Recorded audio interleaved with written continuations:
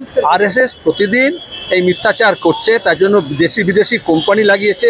ওরা ভয় পেয়েছে, আসামটাও হাতছাড়া হয়ে গেল, বাংলা তো পাবেই না, ও তো স্বপ্নতেও নেই, বিহারটাও চলে গেল, সব যেতে যেতে যেতে যেতে ঘটিহারা হতে বসেছেন বিজেপির নেতৃত্ব। তাই আসাম বিজেপির পক্ষ থেকে একটি এআই ভিডিও সোশ্যাল মিডিয়ায় সার্কুলেট করা হয়েছে বা ছড়ানো হয়েছে, যে ভিডিও ইতিমধ্যে কিন্তু ভাইরাল হয়েছে। সেই ভিডিওতে দেখা যাচ্ছে যে আসামে একেবারে মুসলিমরা সব দখল করে নিল। মুসলিম একজন বয়স্ক মানুষ, তিনি গরুর মাংস কাটছেন। তারপরেই দেখা যাচ্ছে যে মার্কেট বা দোকান বা সব জায়গাতেই মুসলিমদেরই যাতায়াত, একেবারে হিজাব পরে, মাথায় টুপি পরে, মুখে দাড়ি, এবং আসামের প্রায় 90% সব মুসলমান হয়ে গেছে।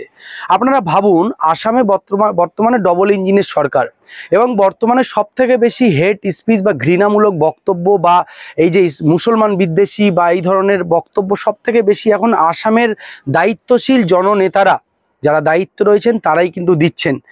এবং সব থেকে বড় কথা হলো যে আসামে যখন ডবল ইঞ্জিনের সরকার, কেন্দ্রে বিজেপি, রাজ্যেও বিজেপি, তাহলে আসামে কিভাবে হিন্দুরা বিপদে, আসামে কিভাবে সনাতনীরা বিপদে, আসামে কিভাবে মুসলিমরা বেড়ে গিয়ে আসামে একেবারে মুসলিমরা মানে রাজ্য হয়ে গেল। মানে এই যে এআইতে যে দেখানো হচ্ছে, এটা কি হাস্যকর নয়? এটা কি চক্রান্ত নয়?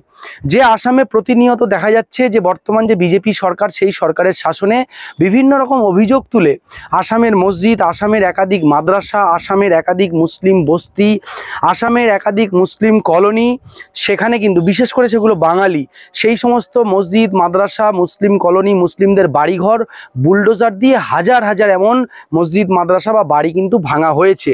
যদিও সরকার বা সেখানকার প্রশাসন যে কারণ দেখাচ্ছে যে অবৈধ বা বিভিন্ন রকম সমস্যা, বিভিন্ন রকম আইনি বিষয় কিন্তু তারা দেখাচ্ছে, কিন্তু এত অমানবিকভাবে এত হাজার হাজার বাড়ি ভেঙে দেওয়া যায় কিনা, এত অমানবিকভাবে যাদের ভোট নিয়ে একটা সরকার তৈরি হলো, সেই ভোটারদের দেখুন, ভোটার তো নির্দিষ্ট কারোর হয় না।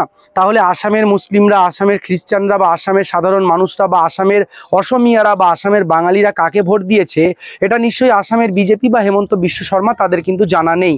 মানুষ ভোট দিয়েছে, তারা সরকার গঠন করেছে, মানুষের ভালোর জন্য কাজ করবে। কিন্তু সেখানে দাঁড়িয়ে একটা এআই ভিডিও ছড়িয়ে দিয়ে, মানুষের মধ্যে আতঙ্ক ধরিয়ে দিয়ে, মানুষকে ম্যানিপুলেট করে দিয়ে বা মানুষের মধ্যে একটা ঘৃণার বাতাবরণ তৈরি করার চেষ্টা কিন্তু করা হচ্ছে, এবং মানুষকে আতঙ্কিত করা হচ্ছে। এ বিষয় নিয়ে আমরা কথা বলেছিলাম পশ্চিমবাংলার বামফ্রন্টের সম্পাদক মোহাম্মদ সেলিম এবং অল ইন্ডিয়া তৃণমূল কংগ্রেসের মুখপাত্র তন্ময় ঘোষ। কি বললেন দুজন, চলুন আমরা সরাসরি শুনে নেব। যদিও সেই আমি যে এআই ভিডিওর কথা বলছি, এই এআই ভিডিও নিয়ে ব্যারিস্টার আসাদুদ্দিন ওয়াইসি তিনি টুইট করেছেন এবং টুইটার এবং এক্স হ্যান্ডেলে পোস্ট করেছেন, এবং এক্স হ্যান্ডেলে একাধিক ব্যক্তি তারা কিন্তু এটা নিয়ে কিন্তু একেবারে নিন্দায় সরব হয়েছেন। অনেকেই প্রশ্ন তুলছেন, সেখানে প্রধান বিরোধী মূলত কংগ্রেস এই বিষয়টা নিয়ে কেন সেভাবে কথা বলছে না। কারণ কর্ণাটক ভোটের সময় রাহুল গান্ধী বলেছিলেন, ঘৃণার বাজারে ভালোবাসার দোকান আমরা খুললাম, খুব ভালো কথা। কিন্তু আসামে যে ঘটনা, আসামের যে বিজেপির যে এআই ভিডিও, এ বিষয় নিয়ে কংগ্রেস বা আসামের যারা বিরোধী রাজনৈতিক দল, বিশেষ করে কংগ্রেস, তারা কেন এখনো আদালতে গেল না বা এটা নিয়ে ব্যাপকভাবে এর বিরুদ্ধে প্রচার করলো না? কেন এভাবে মিথ্যা প্রোপাগান্ডা ছড়াতে হচ্ছে বিজেপিকে? তাহলে কি বিজেপিকে মানুষ ভোট দেবে না বা দিচ্ছে না, বা বিজেপি যে ভোট চুরি করে জিতেছে বা জিতছে বা জিততে চাইছে ভোট চুরি করে?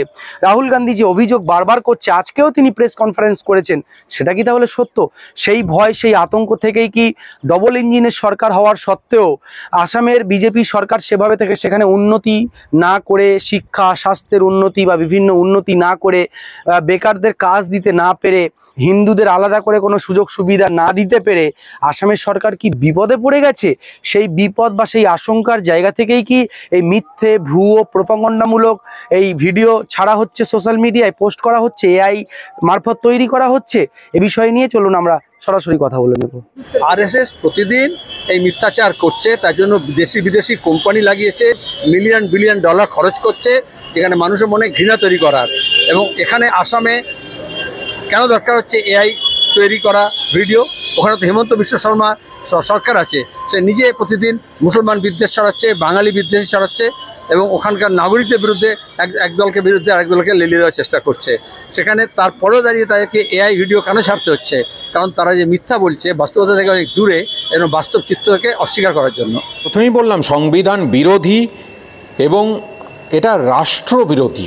একজন সংবিধানে মানে আসাম সরকার যদি করে থাকে, আমি জানি না দল থেকে করছে, বিজেপি দল করেছে না আসাম সরকার করেছে, আসাম সরকার করলে অবিলম্বে আদালতের হস্তক্ষেপ প্রয়োজন এখানে। কারণ কোনো সরকার সংবিধানের হাত দিয়ে শপথ নিয়ে এই ধরনের কাজ করতে পারেন না, কারণ সরকারের চোখে সমস্ত মানুষ এক হওয়া উচিত, তাদের ধর্ম বর্ণ যাই থাকুক, কিন্তু তারপরেও এই ধরনের বারবার বলছি যে অত্যন্ত ঘৃণ্য নোংরা একটা রাজনীতির দিকে এগোচ্ছে। আমি কালকেও একটা বই প্রকাশ অনুষ্ঠানে আমার যাওয়ার সৌভাগ্য হয়েছিল, বইটির নাম চৈতন্যদেব। অস্বীকার করার উপায় নেই, ভারতবর্ষ এবং বাংলা তো বটেই ভক্তি আন্দোলনের এবং যারা মহাপুরুষ হিসাবে হয়েছেন, মহাপ্রভু বলা হয় তাকে, সেখানে যদিও আমি ধার্মিক বিষয়ে কথা বলতে খুব একটা ইন্টারেস্টেড নই, তবু এই কথাটা বলতে হচ্ছে, সেখানে তার যে মতবাদ সেই মতবাদকেও এনারা স্বীকার করছেন না। আমি বলছি সনাতন ধর্মের ইতিহাস নিয়ে বহুদিন ধরে আমি কথা বলে আসছি। সনাতন ধর্মের ইতিহাস সিন্ধু সভ্যতা আগে থেকে আমরা যতটুকু এখনও অবধি জানতে পেরেছি যে খ্রিস্টপূর্ব 3000 থেকে 10,000 বছর আগে সনাতন ধর্মের জন্ম হয়, এই সময়ের কোনো একটা সময়। তারপরে বেদ, তারপরে হচ্ছে মহাভারত, পুরাণ এবং তারপরে ভক্তি আন্দোলন। মাঝখানে এই যে ভক্তি আন্দোলন সেটা ষষ্ঠ শতক থেকে শুরু হয়। আদি শঙ্করাচার্য একরকম বলেন, রামানুজ একরকম বলেন, মাধবাচার্য একরকম বলেন, তারপরে কবির, নানক, এখানে শ্রী শ্রী চৈতন্য মহাপ্রভু। ভক্তিবাদের একটা মানে দীর্ঘ ইতিহাস আছে, সনাতন ধর্মের দীর্ঘ ইতিহাস আছে। কখনো মনে হয়নি যে সনাতন ধর্মকে এইভাবে হঠাৎ করে মুছে ফেলা যায়। তাহলে আজকে বিজেপি এই 50 বছর 100 বছর মানে আরএসএস, বিজেপি তো 50 বছর বলছি না, আরএসএস 100 বছর পূর্তি হতে চলেছে, কেন তাদের মনে হচ্ছে যে সনাতন ধর্ম এত ঠুনকো যাদেরকে চাইলেই হচ্ছে বিপদে ফেলা যায়? বিপদে ফেলা যায় না। না, অন্যদিক থেকে আসামে ডবল ইঞ্জিনের সরকার, আসাম সরকার ডবল ইঞ্জিনের সরকারে কি করে মনে হচ্ছে? ডাবল ইঞ্জিন সরকার আসলে বুঝতে পারছি। কিছুদিন আগে আমি সোশ্যাল মিডিয়াতেই দেখছিলাম লক্ষ লক্ষ মানুষ এবং জনজাতির মানুষ, মুসলিম নয়, এটা মাথায় রাখবেন। যারা বলবেন হ্যাঁ ওরা তো মুসলিম নয়, উপজাতি এবং জনজাতির মানুষ, তারা লক্ষাধিক মানুষ রাস্তায় নেমে হিমন্ত বিশ্ব শর্মা নেতৃত্বে আসাম সরকারের বিরুদ্ধে সোচ্চার হয়েছেন। ওরা ভয় পেয়েছে, আসামটাও হাতছাড়া হয়ে গেল, বাংলা তো পাবেই না, এ তো স্বপ্নতেও নেই, বিহারটাও চলে গেল, সব যেতে যেতে যেতে যেতে ঘটিহারা হতে বসেছেন বিজেপির নেতৃত্ব। তাই এখন তাদের সেই তাস আবার খেলার চেষ্টা করছেন। তাদের অলীক কল্পনাতেই রয়ে যাবে, বাস্তব হবে না। রাজনৈতিকভাবে ভারতবর্ষের সংবিধান বিরোধী এই কার্যকলাপ, কারণ ভারতবর্ষের সংবিধান পরিষ্কারভাবে বলেছে সমস্ত জাতি বর্ণ নির্বিশেষে প্রত্যেকটা নাগরিকের সমান অধিকার আছে। আমি বলিনি, ভারতের সংবিধান বলেছে। ভারতবর্ষের স্বাধীনতা সংগ্রামে প্রত্যেকটা জাতি ধর্ম বর্ণ নির্বিশেষে প্রত্যেকের কোনো না কোনো অবদান আছে। আজকের দিনে দাঁড়িয়ে ভারতবর্ষকে যদি বদলে ফেলার চেষ্টা করা হয় তাহলে ভারতবাসীরা তার বিরোধিতা করবে, এর আগেও করেছে। মুঘল শাসন, টার্কিশ শাসন, সুলতানিয়াত শাসন, কেউ ভারতবর্ষকে বদলে দিতে পারেনি। আজকে বিজেপি এসে যদি মনে করে ভারতবর্ষকে বদলে দেবে তাহলে তারা ভুল ভাবছে। আমি বিভিন্ন আলোচনায় বলি, এই আলোচনাগুলো আমি জানি না মানুষে শোনেন কি শোনেন না। মানুষ এখন গালিগালাজ করলে তার ভিউ বেশি হয়, লাইক বেশি হয়, আমি সেই রাজনীতি করি না। এবং এর পরবর্তীকালে মানুষজন যেন বলেন না যে এরকম কথা কেউ বলেনি।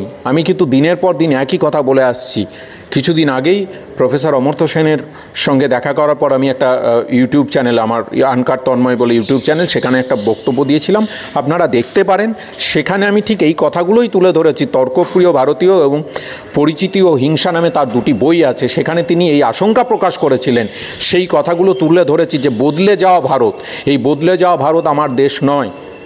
আমার দেশ 140 কোটি মানুষের দেশ, আমার মাতৃভূমি। সেই দেশটাকে যারা ধর্মের নামে বিভাজনের চেষ্টা করছে তারা আসলে ঘুরপথে দেশের শত্রু, এইটা সবাইকে মাথায় রাখতে হবে। সেই জায়গায় লড়াই করতে হবে, লড়াইয়ের ডাক দিতে হবে, সমস্ত জায়গায় একত্রিতভাবে লড়াই করতে হবে। সেটা না করে বিভিন্ন মানুষ তাদের নিজস্ব সিদ্ধি, স্বার্থসিদ্ধির জন্যে যদি ব্যক্তিগত স্তরে, ব্যক্তিগত পরিসরে রাজনীতি করার চেষ্টা করেন বা ক্ষমতার অলিন্দে ঢোকার চেষ্টা করেন, সেই জায়গা থেকে না বেরোলে দেশের আমার মনে হয় মুক্তির কোনো আশা নেই।